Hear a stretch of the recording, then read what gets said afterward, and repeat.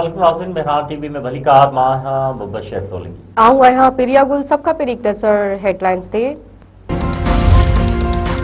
गुल प्लाज़ा साने जी 12 फौतुनि जे लाशनि जी सुञाणप। मढ़ वासन हवाले CPLC मूजिब लाशनि जी सुञाणप एंटी मोर्टम डेटा ऐं गुल प्लाज़ा में प्रूफ ऑफ प्रेजेंस सां कई वई। नॉर्थ नाज़िमाबाद मां ख़रीदारी लाइ आयल फैमिली साने जो शिकार थी। उमर नबी, संदसि घरवारी डॉक्टर आयशा ऐं पुटु अली जे उज़वनि जी सुञाणप। ख़ज़र अली, हैदर अली, आमिर अली, अबू बकर, यासीन, सदाकत अली, यूसुफ ख़ान, नबतुल्ला ऐं अब्दुल्ला जे लाशनि जी सुञाणप थी वई। इतलात वारे वफ़ाक़ी वज़ीर पारां बानी PTI जे पिम्स इस्पताल में मुआइने जी तस्दीक़। अता तारड़ चयो आहे त बानी PTI बिल्कुलु ठीकु आहे। डॉक्टरनि जी तजवीज़ ते खेसि पिम्स इस्पताल आंदो वियो, जिते माहिरनि संदसि अखियुनि जो मुआइनो कयो। 20 मिंटनि जे तिबई कार्रवाई बैदि खेसि वापसि अडियाल जेल मुंतक़िल कयो वियो। इतलात वारे वज़ीर वधीक चयो आहे त तिबी मुआइने दौरान बानी PTI बिल्कुलु सेहतमंद हो।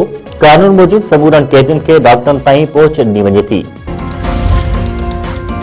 वॾे वज़ीर इसहाक़ डार जो ईरानी हममनसब अब्बास इराक़ची सां टेलीफोनिक राब्तो।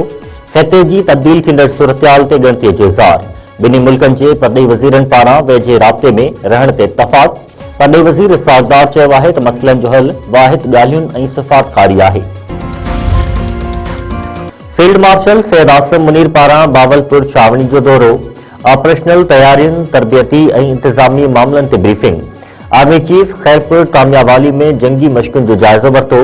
जदीद drones, electronic warfare, surveillance technology जे इस्तेमाल जो मुज़ाहिरो ॾिठो। फील्ड मार्शल सैयद आसिम मुनीर चयो आहे त पाकिस्तान जी हथियारबंद फ़ौज हर क़िस्म जे ख़तरे खे मुंहुं ॾियण लाइ तयारु आहे। मुस्तक़बिल में टेक्नोलॉजी जंग जो रुख़ तइ कंदी।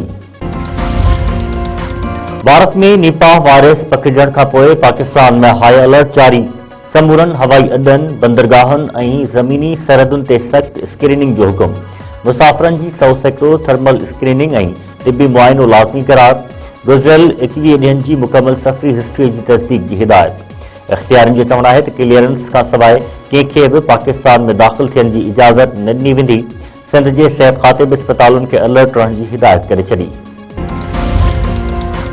9 में GHQ हमले केस में वीडियो लिंक ते पेशी ख़िलाफ़ दरख़्वास्त दाख़िल। मौक़िफ़ अख़्तियार कयो वियो आहे त बानी PTI खे अदालत में पेश कयो वञे या जेल में ट्रायल कयो वञे। वीडियो लिंक ते एॾे अहम केस जो फेयर ट्रायल मुमकिन न आहे। Lahore high court Rawalpindi bench Punjab हुकूमत खां जवाब तलब करे वरितो। पाकिस्तान ऐं ऑस्ट्रेलिया विच में पहिरियों T20 मैच अॼु लाहौर में थींदो। कज़ाफ़ी स्टेडियम में मैच शाम जो 4 वॻे शुरू थींदो।